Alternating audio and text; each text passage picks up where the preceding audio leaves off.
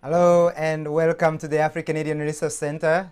We wanted to let you know that we appreciate you joining us as we do every evening. And we just today we have an incredible discussion that we had with a PhD candidate from Regina, and we really think you are going to enjoy this. And it's an interview we did a couple of days ago.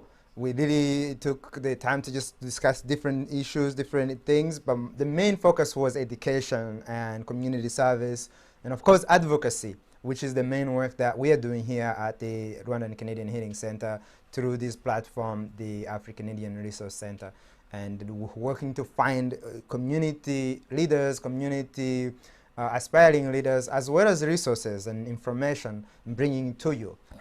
With the goal of connecting continental African Canadian communities and providing a COVID response information and beyond that. So we are going to be bringing that interview in a few seconds. But to begin, as we do every night, we are going to give you a bit of updates on what's going on with COVID-19.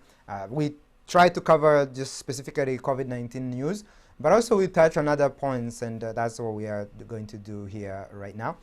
Beginning with Ontario, who is reporting 783 new cases, saying global cases climbed to all-time high and more than 330,000 per day as virus storm back in Europe and US. Obviously, this is definitely wave 2, officially in the middle of it right now. We are here in Ontario, and I really would still interested to look at what the rest of Canada is looking like. And we are definitely going to try to do that for you and bring that to you in the following programs.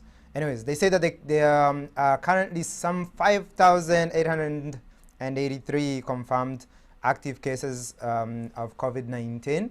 And saying that provincial-wide, down from the record high of 5,946, but still more than at any point in the spring. So again, we're still, right now we are at the height compared to the first wave that we were going through. So keeping everybody safe, reminding everybody to remain safe. And of course, we're looking also at the province's death toll. They say that from the illness grew by 5 and is now 3,022. So again, this is one of those things that we have to remain vigilant. And of course we know that this is challenging for many of us, whether it's the government, private sector, individuals. This is going to hit us for a very long time because economically you cannot go on like this. So we definitely have to look at the recovery plan, even though we are in the middle of the storm. We definitely have to be thinking long term and looking at what the leaders here in Ontario, in Canada are looking to do, but of course globally. What is the plan, other than, of course, the vaccinations and all of that? What is the actual tangible plan to deal with this and still function during this entire pandemic? Because what's happening right now cannot go on. And so that is something we're looking forward to hearing from our leaders. And of course, for us, as we talk to many individuals in the communities, this is some of the questions that we want to ask. Anyway, so that is more on the COVID-19. Mostly, obviously, we're focusing on Toronto. The other thing I wanted to talk about, or at least I wanted to look at, is what's going on the motherland here. We're always concerned about what happens in Africa, though some people might argue that we're not as concerned as we should be.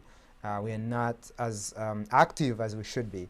And so this is something that I really hope that many of us, continental Africans here in Canada, in the West, can actually take on and really put a spotlight on what's going on in Africa. We're talking about Namibia, which we discussed yesterday with our guest Lydia, but also there's many other challenges that's happening in Africa. Today I want to focus on Nigeria and the End SARS movement or hashtag that has been taking on a life of its own.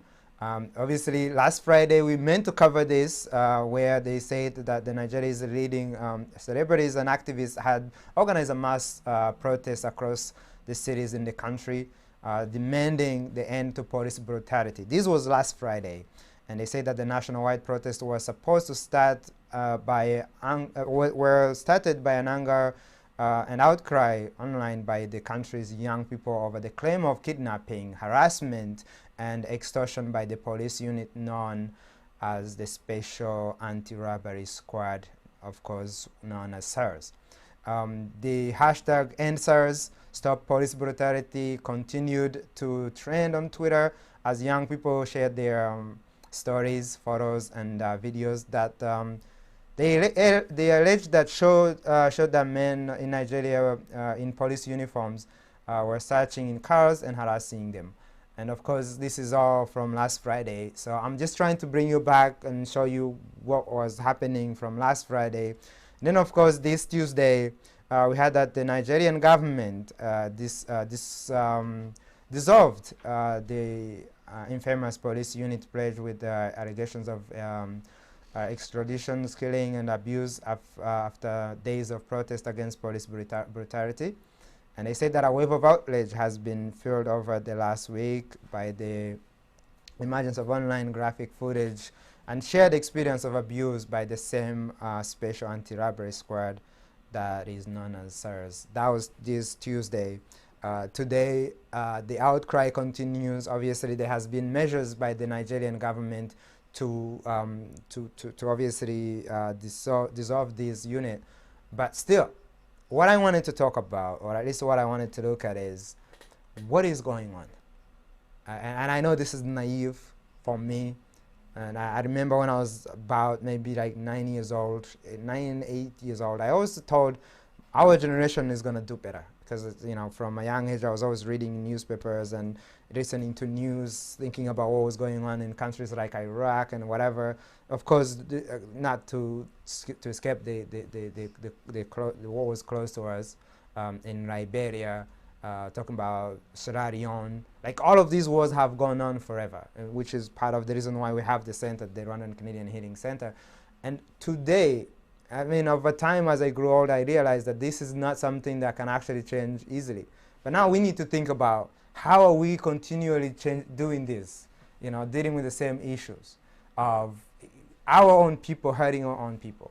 You know, what's going on in Nigeria, what's going on in Namibia, what's going on across the continent is something we needed to address and really get our young people to do what they're doing today, the protests, but also to get our leaders to really step up and stop serving. Who are you serving? If you're really about the people, then you need to look at the issues in the community, not about bringing the police to attack protesters because you don't like the message that is being put out. So that's something that I think we need to start looking at and really asking ourselves as the leaders in Africa, and even us here in diaspora, when we go back home, what are we doing to challenge the powers that be so that we can have a better, more harmonious African community in years to come. So I don't know, I could go on, but we have a program obviously tonight, and I don't want to spend so much time on this. But I'm just asking us to think about what's happening in Africa and understand that these are things that every generation almost is going through. It feels like no solution is enough because we never go through with it. So anyways, I'll leave you with that tonight as we go to a commercial, and I'll come back with our interview of the night. A coronavirus is a type of virus that can infect the respiratory tract, meaning the nose, mouth, throat, sinuses, or lungs. There are many types of coronaviruses, and most cause only mild illness, such as the common cold. But some coronaviruses can cause severe illness. The most likely way people can become infected is by droplets that contain the virus. These droplets carry the virus into the air and can enter through the nose, mouth, throat, and lungs of a person who is within 6 feet or 2 meters. The virus infects the lungs, causing the lungs to become inflamed. The alveolar sacs have to be healthy for the body to breathe in oxygen and breathe out carbon dioxide. Infection of the virus causes damage to the cells of the lungs and triggers an inflammatory reaction. Fever may develop. With severe inflammation, inflammatory fluid fills the lungs. This reduces the function of the alveoli, resulting in coughing and difficulty breathing. The oxygen level in the blood may decrease. In some people who become severely ill, other organs may be affected, such as the kidneys or the heart.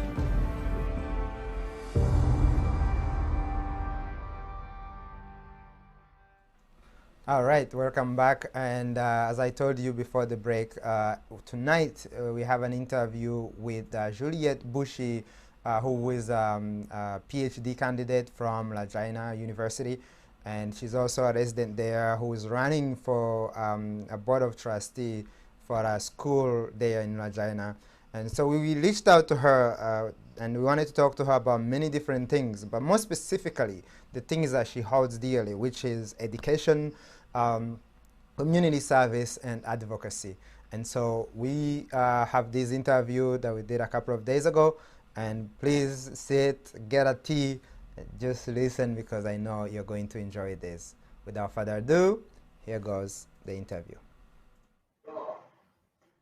All right, Juliet, thank you so much for joining us. We appreciate you taking the time this afternoon to be with us.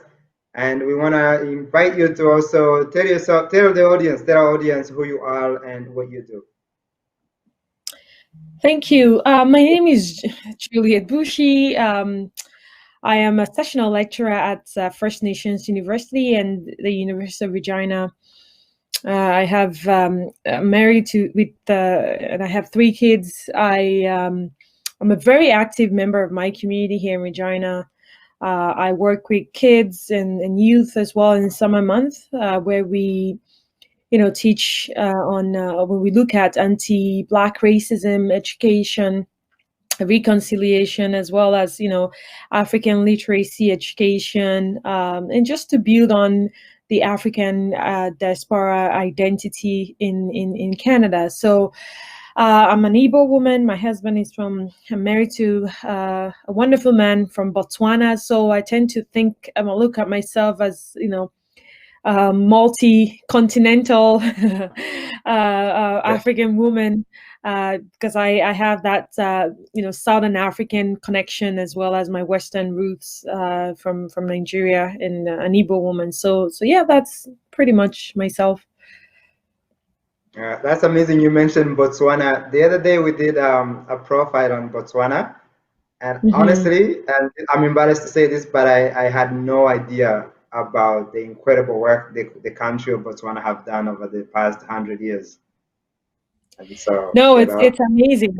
Yeah, it's a small country. It's population just over 2 million, so people don't really know that much, about Botswana, but it is a beautiful country.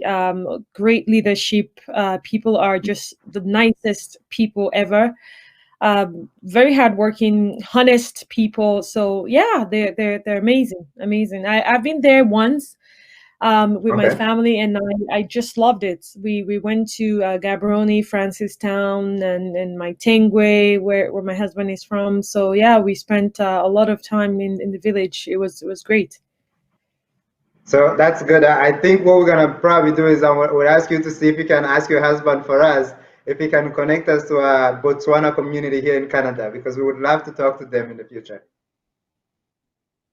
Absolutely, definitely. They do have a smaller community. I mean, it's over 2 million people, so there's very few, in comparison to maybe Nigerian population or Rwandan population, right? There's a few of them, but absolutely, even in their few numbers, they are together. They have a very thriving community here in Regina. So yeah. Oh, that's amazing. And that's what we're looking for. We're looking for examples, leadership examples that other people can follow, or at least just a glimpse of what we can do as Africans. So I'll take you on that. But without going further into that, let's start with your background. You say you're Nigerian. You came to Canada. I was looking at your profile. You came to Canada as a young person pursuing education.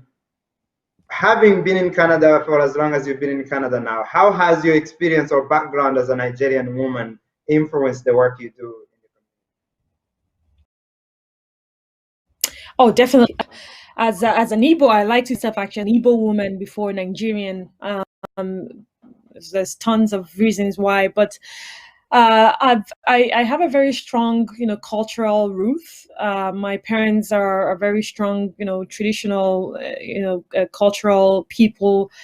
I know my language. I speak my language, and so that identity of it's something that I carry on with me, and although that agency isn't recognized fully in Canada, so my language, for example, I can't really change it to financial agencies and other agencies that can make me ahead of my peers. But I think the knowledge and the learnings that I have been given by, again, my grandmother, my mother, my sisters and brothers have really fueled me, right? Absolutely. When I'm here, I think about where I'm coming from and where I want to go, and that keeps me going.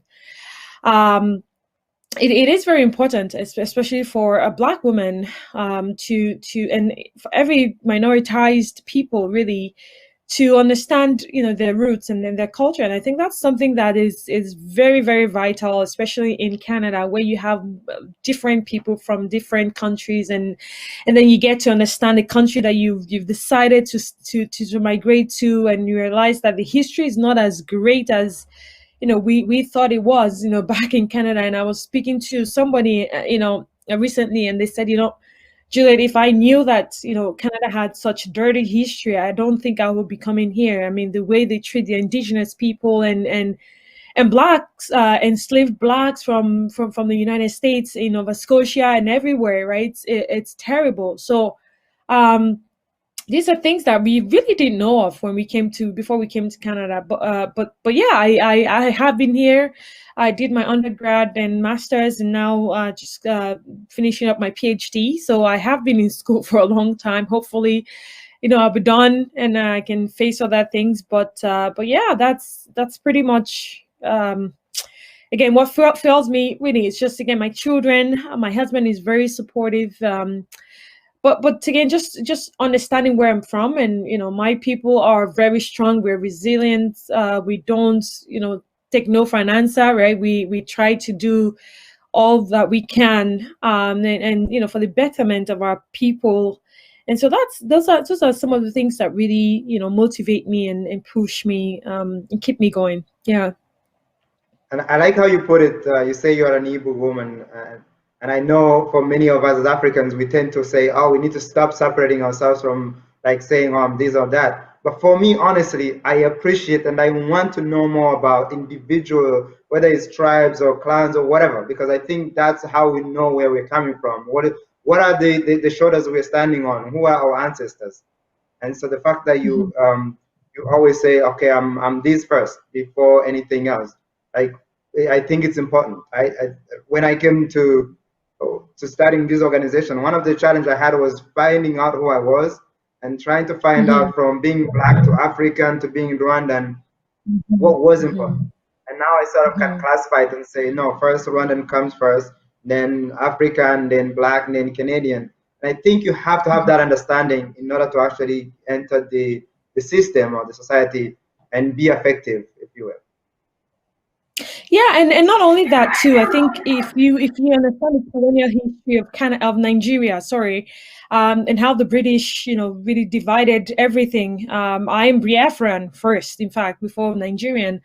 You will understand why it's important for me to cling on to my identity, because the British really did a lot of things to, again, wipe out our history, our language, our religion, our ways of our worldview. So they merged people who would never, on a normal day wouldn't come together and form a country, right? We have people in the north, in the south, in the east, in the west, right?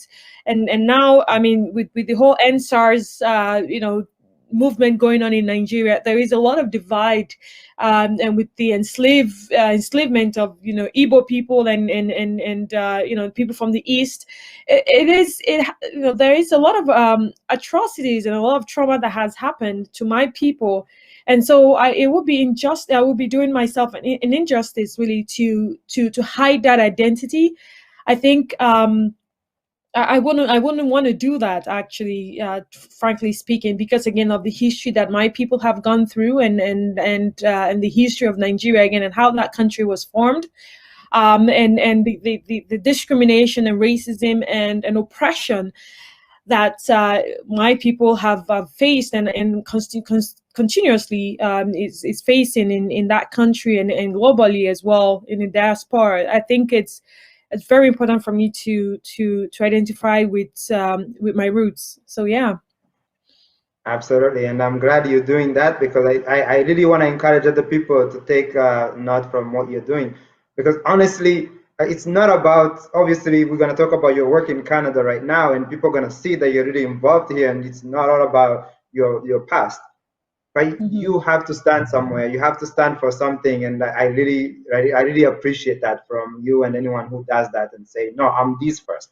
Even if you see me working with indigenous communities, with Canadian universities, this is who I am, this is where I come from. So that way you're not just getting my name, you're getting my history with me, you're getting my identity as a part of what I provide to you. So I really appreciate that. Absolutely.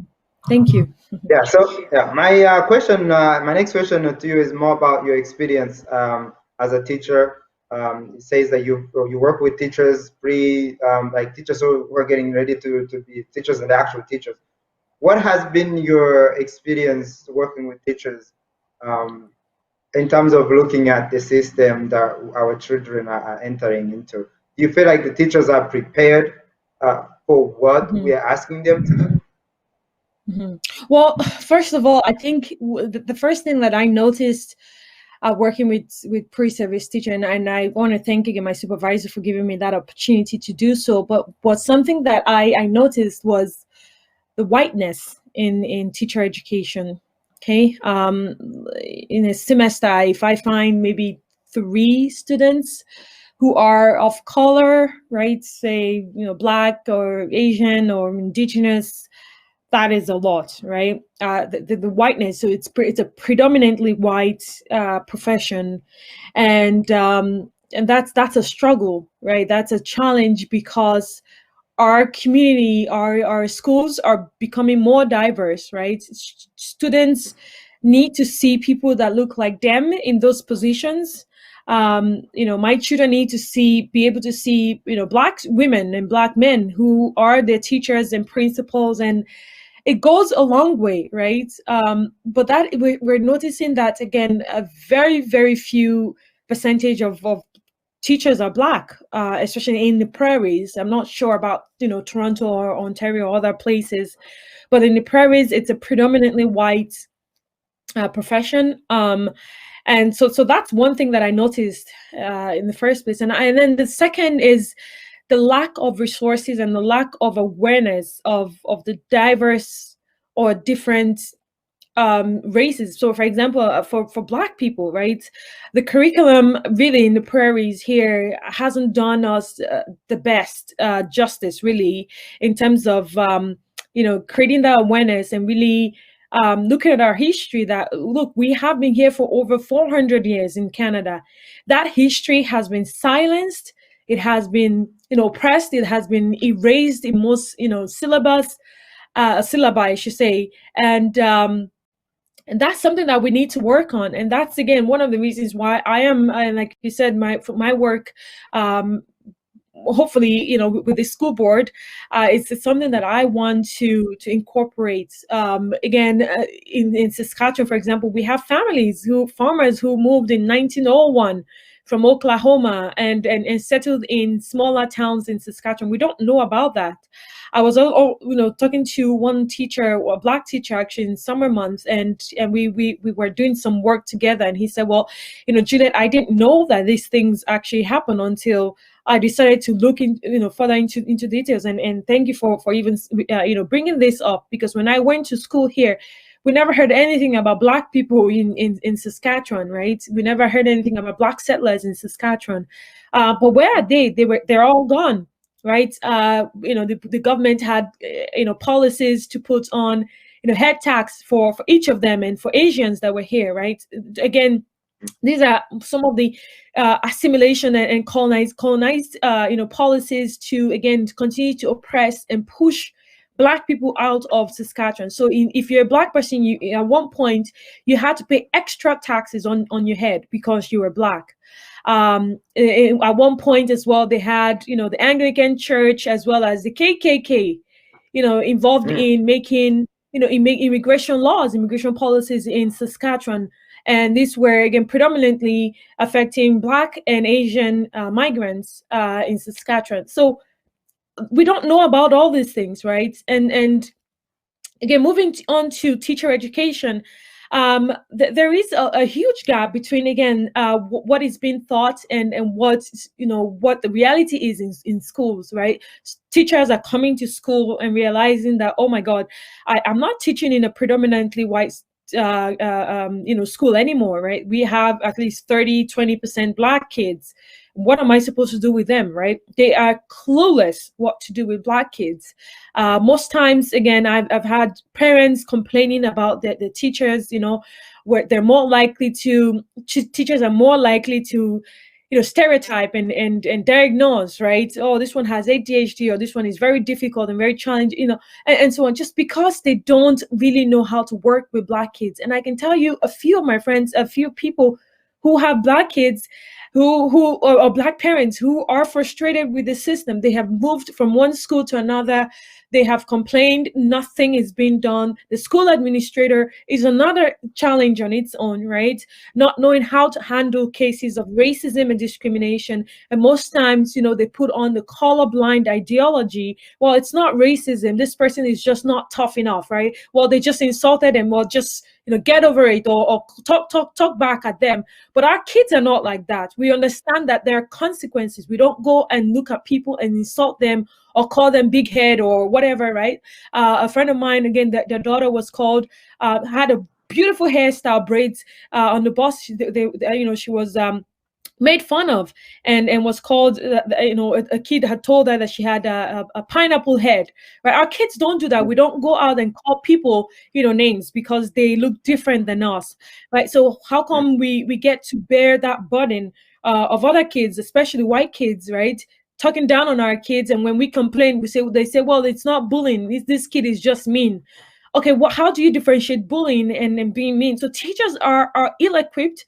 They're not trained enough, well enough to actually understand racism and how to actually identify it and how to deal with it right away. So we have a long way to go in terms of our school system here in Saskatchewan. Not all teachers are bad, right? I've had, my kids have had really good, great teachers who are very keen to learning. They understand what's going on. They understand cultural diversity, and they're quiet, and they're actually calm and learning through that process, as opposed to wearing on that teacher mask. Well, I'm the teacher here. You can't say anything, and I'm right when I want to be. So we have a lot of work to do in Saskatchewan. I don't want to waste too much of your time in my response here, but yeah, that's it's a lot.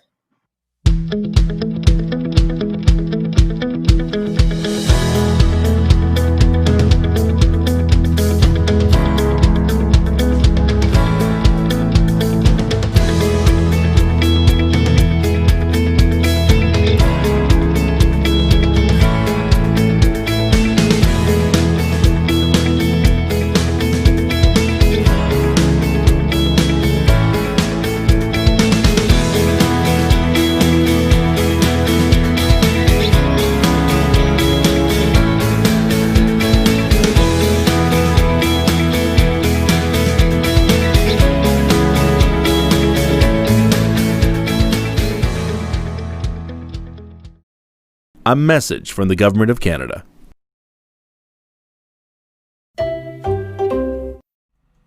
I will just get back to the interview with Juliet Bushi. As I told you, it's very interesting. Just talking to her about so many different things, but specifically this point we're discussing right now about the school system and the challenges that our young people face. Of course, our parents and the teachers, like the entire system needs to be looked at, and that's what we were talking about. And we're gonna just go back into that. But first, I wanted to show you a video because, like I told you, and we're gonna talk about this in the interview shortly. Juliet Bushi is running for Board of Trustee. Part of her work in the community is also the work of advocacy and community service, and this is part of that where she's running for Board of Trustee. And so we wanted to show you a video about her and what she does in the community. Take it away.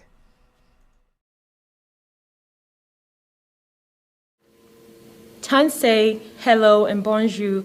My name is Juliet Bushi. I am a community leader with many years of volunteer experience.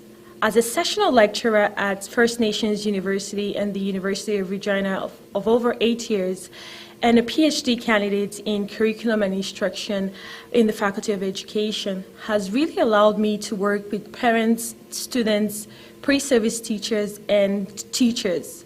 And these opportunities have also allowed me to understand the issues that face our K-12 system, especially during the pandemic. I live in Regina with my husband and 3 children. Over the years, 3 principles have guided my approach to my professional and academic pursuits, and they are education, community service, and advocacy. My experience in bargaining and conflict and resolution, as well as teacher education, will make me a very strong board member. My experience as well as a culturally diverse educator, working with culturally and ethnically diverse children, will also help me to represent diversity on the board. So on November 9th, vote Juliet Bushi, and let's make education a priority.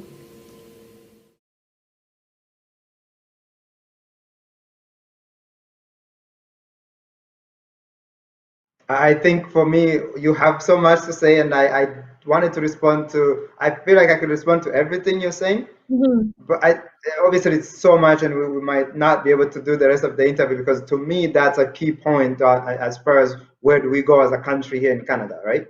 Because I think, the other thing maybe I might ask you, if you will, not to say, because I think people always say this, oh, not every teacher is bad, not every copy is bad. We don't even need to use that as an excuse. Leave that alone, because if they're good, we don't need to worry about them, and they would not have to look back at us and say, oh, wait, I'm a good one. Just they will do their job.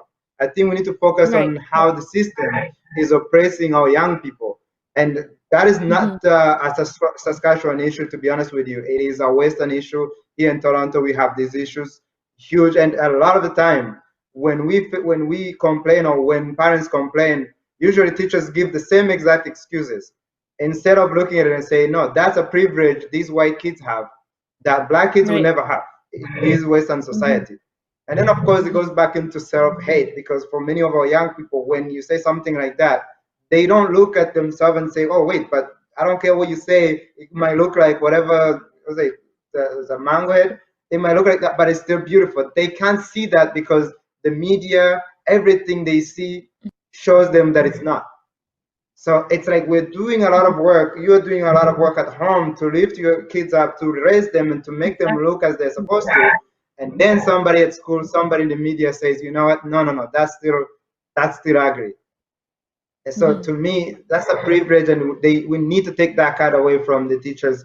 We need to take it away from anybody who uses that as an excuse to say, oh, this is not bullying. This is no. If I don't like it, it's not good. That should be end of it. And so maybe to lead to that, in your position, and I know you're learning for school board trustee there in Regina. What is your goal? How do you intend to stop things like this? What is? How do you think we proceed from here? I know you're taking on the leadership role. Yeah, and thank you for that question. So I think again, I do believe that when we look at change, right, we have to start from the top, or start from somewhere, I should say. But every area has to be involved as well. So we're not just going to look at teachers, right? Or, talking about research teachers, research officers, I should say. So the police officers, right, that are in schools, that is another issue on its own. But I think in terms of the policies and how we plan our school plans, right, and policies, it really needs to reflect the diversity that our schools and our schools and provinces as well, our province. So what I intend to do, some of my goals, if I am on that school board, and I do understand it's Catholic school, it's a religious, it's a faith-based institution. So that part is well known. But I think that in terms of the education and in what are my goals? My goals I really want to improve the access to innovative and enriched learning opportunities. A lot of schools again don't have the resources that they need, especially for our children who have learning disabilities or who are good in sports, for example, right? Or something else, or in drama and arts, right? Most times, again, we rely on one teacher to do everything, and teachers are not really trained, and most teachers aren't trained to do everything, right? They have their specialty. And so that's one problem. In terms of the policies, again, I want to work really hard again to make sure that our teachers, especially, are well informed. They are well informed of about the diversity, the diverse cultures in their classrooms, about the policies as well, the histories, right, of colonization, and also making sure that their classrooms are well equipped, right, with all the resources that they need. Also, in terms of anti-racism education, that is something again that I think it's grossly understudied, or we haven't really done much exactly to actually tackle that anti-black or anti-racism and anti-black racism in education, right? I don't know, people are scared to do so. We have predominantly again white school board, white teachers, and so that area sometimes is scary for white people to deal with, right? Because sometimes again it's they have to again come to terms with their biases and with their own self hate and discrimination, and sometimes it's hard for people to do so, to want to acknowledge or I guess look at that or face that head on. But also culturally responsive or culturally relevant pedagogy. So I want to be able to make sure that teachers and education assistants are able to again practice culturally relevant pedagogy. So again, one that allows for again Black people and minoritized children to flourish, not just to achieve education success, but also personal growth. Okay, they are able to understand their oppressions and actually be conscious of it and actually take themselves out of that oppression. So they are aware that no, this action is not right for me, and I have to stand up and I have to speak out, so that when they understand that when they have encounters of racism or discrimination, they are confident enough, they are cautious enough to actually speak out, right? If they see another child being bullied or being harassed, right, they know what to do. Okay, because sometimes multicultural education does not really tell us what to do, right? It is more performative as opposed to practical, right? So multicultural education, well, let's all wear our traditional clothes. Let's bring food from different countries. How do you say hello in your language? Those are fine. Those are performance. They're okay. But I think in order for us to look at anti-racism education, we need to start teaching children how to respond to bullying, for example, how to respond to discrimination. If their teacher is not saying the right thing, we're not representing them, or if their teacher is using a book that isn't representing the black identity very well, what are they supposed to do? How can they, correct that situation? So we want to move beyond multicultural education towards culturally relevant and even transcultural education, so that our children again can not only achieve academic success but also personal growth, and they can also again embrace their identity and the color of their skin especially. So that and many more, right? I mean, we haven't we need to put in mind as well our children in the LGBTQ community as well, right, who also face discrimination in schools. Those things are something that I would like to address when I'm a board member, a trustee, I should say. I would say you have your work cut out for you, but I also really want, one of the things I saw when I was looking at some of the work that you're doing and what you're looking to do, I'm really praying that you get in, because this is one of the things, when we started our organization, we were looking at mental health and trauma, And of course, part of our objective is learning, healing, and rebuilding. And on the rebuilding part of the objectives, we want to help, we want to connect with other communities and create the space. And the key word I use is development, personal development, community development, organizational development. And what we found, and for me, for the last 3 years going through the communities, was there is a lack of capacity. There's definitely no funds, but also there is, when it comes to people, like capable people like yourself who can actually take the lead. A lot of the people we have are not doing the actual work. They're there for like a few hours and then they go to their 9 to 5. So we need people who can actually do this Monday to Sunday. And that's part of our objective. That's why we started this AfriCanadian Resource Center. We want to be able to help organizations establish themselves. One, by providing the communication. Of course, during COVID, we're focusing on COVID-related information. But long term, we really want to see African Canadian organizations that can take lead in different areas. And I think for me, one of the things you said here that I probably want to follow up on is having more representation.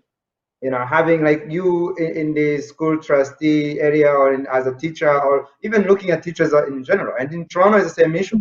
How do we increase those numbers of teachers, of principals, and people on boards of directors like the one you're running for?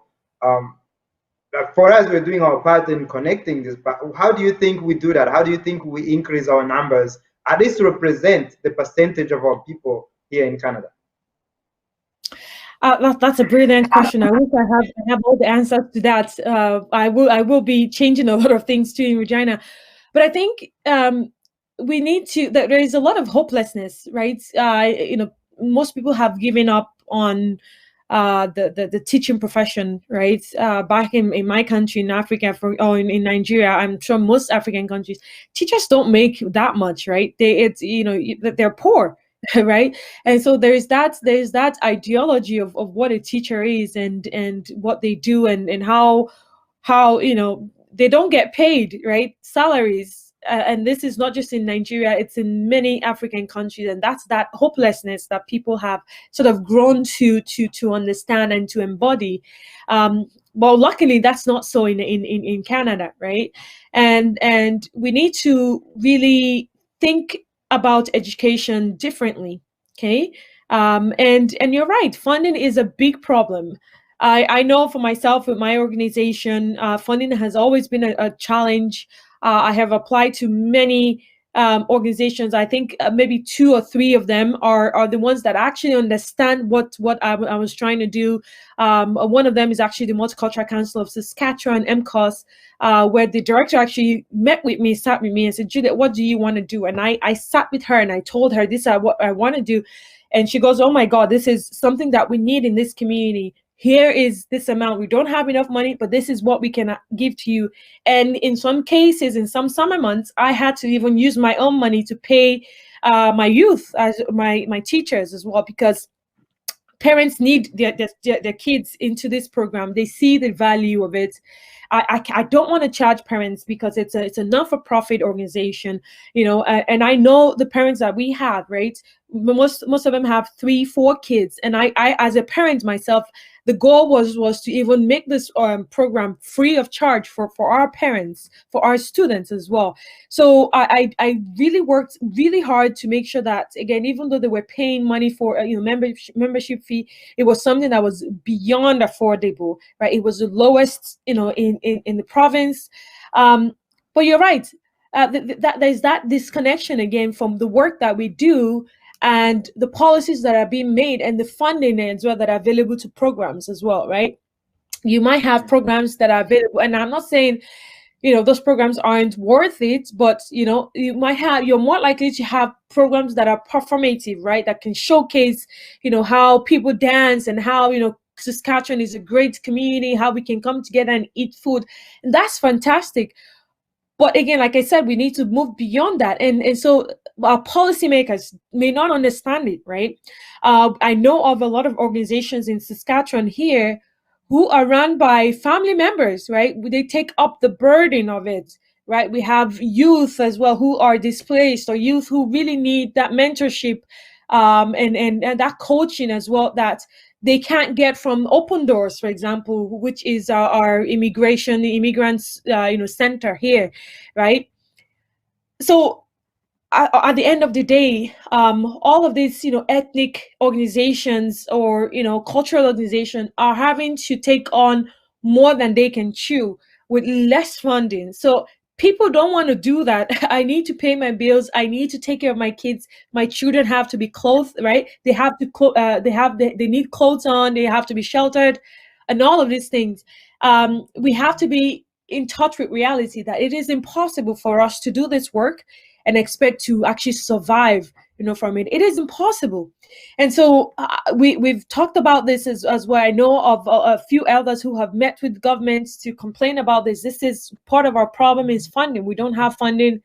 Oh yeah, apply. They apply, they still don't get that funding. And so it is a challenge, right? It's something that we need to, I don't know, connect with somebody that is in that is in decision making or in the federal level, in fact, right? So that they can understand our struggles, especially, and bring back that hope that we have. And especially with the work of social activism, it's a challenging job, right? You get a lot of criticism, you get a lot of backlash sometimes, you sleepless nights, right? And sometimes people in your community don't even understand, right, the magnitude or amount of work that is put into that kind of work. And so it is very complex. I don't know if I have that answer really, but I would say this. Yeah. Yeah, I would say this. I know for us here in Toronto, one of the things we've been trying to do is, and I know we also we have some of the elders that have asked us to work with them to build an African hub, which is going to be like an African funded community base where we don't have to go to the governments to apply for funds. We can actually get the government and put funds into an African hub, and then we, as Africans, the leaders that are trusted, can actually make those decisions. That's some of the work that we're doing here. And of course, you gotta see also there is a lot of challenges in our communities because it's tough for to trust. There are certain people that are not trustworthy, so we need to also spend that time figuring out who are the people that are trustworthy to get this kind of money, because it's a lot of money. But it is some of the work that we're working on. It goes back to what I said earlier about creating an AfriCanadian resource center. And then, of course, beyond that, providing the leadership training. And I know for you being an advocate, that's also one of the main things that I do is raise awareness and talk about the issues in the community. It's why this platform exists, to be honest.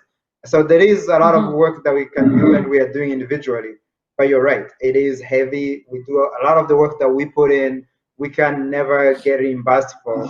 And so I think it's more us coming together and seeing what we can do, because I think at the end of the day, letting the government make those decisions, they will always make the decisions that are good for them, not necessarily good for us and our people. But anyway, to go fast because we are running out of time. My last question before I ask you about where people can find you, my last question is about COVID. How has your work been affected, and how are you and your organization surviving during COVID? That's a good question. Again, COVID has really done terrible things for my organization, to be honest with you. This summer, we had to cancel our summer program the whole summer. We didn't have funding at all. No funding was approved, again, due to COVID. So it was challenging. We tried to see if we could do like a visual program, but again, we faced some challenges with children, again, having to leave children or in front of the computer for 8 hours. That's impossible. Parents had to work, leave, so it was just impossible. It didn't work out. So yes, it did affect us. Again, we didn't have any funding. We had to because of that reason had to cancel our program for this summer. We're hoping though that next summer we'll be able to resume. But in terms of financial capacity and resources, it has really destroyed it. It really did terrible things to us this year. But we're hoping to recover next year. We have a lot of plans in place to make sure that hopefully, God forbid, if there is any other COVID or pandemic, we will be able to do much better than we did this year. But yeah, we didn't do anything really this year. We shared some resources really, but that was it. But we would love to really, meet with ourselves and reconvene and share our knowledge and just be together really. That's something that we missed this year. Yeah. Yeah, I'm sorry to hear that. The other thing, maybe looking at some of the examples of what we've done here, is maybe looking at if you don't get a fund the first time, maybe look at a way we can collaborate with other organizations in Saskatchewan that are African-based or Black-based, and see if you can go through trustee. Because I think these decisions, again, whomever that's making these decisions of where the money goes, I don't think they're looking at it from the lens of what's needed. It's Right. more about where the funds were sort of allocated to go to, which does not necessarily answer anything when it comes, for example, your programs and education, where we need this support throughout. Just because it's not emergency, it doesn't mean it's not. It might not look emergency for other people, but it is emergency for our people, for the future generation, if we are not looking at these issues that you and your organization is looking at. So that's probably another thing that you can look at. But also we can talk about some of other things beyond this call, and hopefully we can continue to communicate, because we feel like there are more ways to actually access funds. But it's mostly through collaboration from what we've noticed, Right. and then putting together different organizations within those areas where you are, and then going to the funders and say, listen, this is needed. You have to fund it unless you want to face this in the next couple of years or so. So hopefully that's something that you can try and see if it works out. Yeah. Thank you for that. You're so welcome, and obviously I would love to talk to you forever. I feel like there's so much I wanted to know from you, but we only have about an hour show. But I want to know, tell people where they can find you and what to look forward to for the work that you're doing. I mean, you could also go back to reminding people that you're running for the Board of Trustees in Regina as well.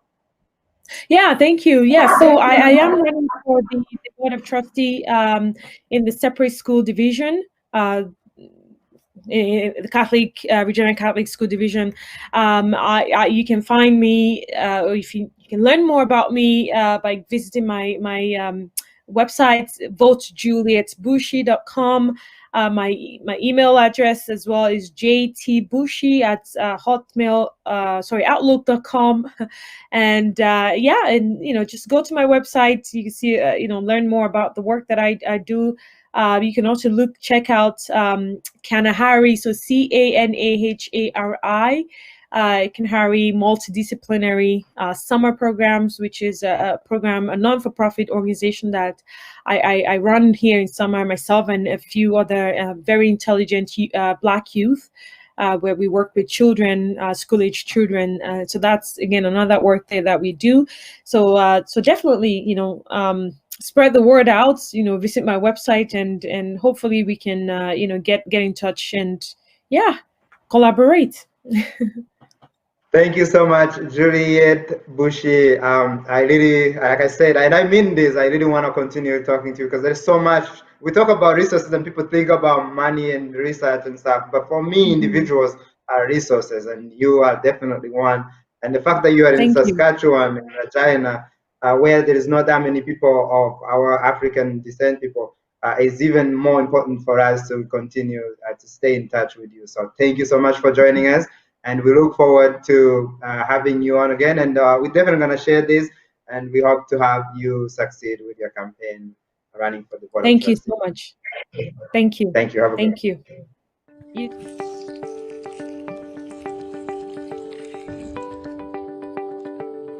There are several practical measures you can take to protect yourself from the new coronavirus. One of the most important is regular, safe, and effective hand hygiene, using soap and water or alcohol-based hand rub. Here are the steps recommended by WHO to follow.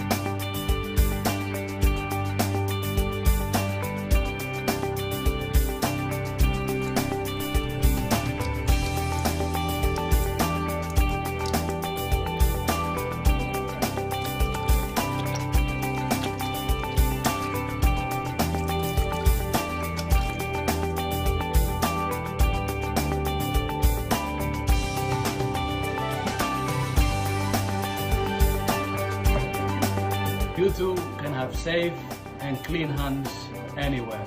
Now I'm calling on the world to take the WHO Safe Hands Challenge to be ready for coronavirus.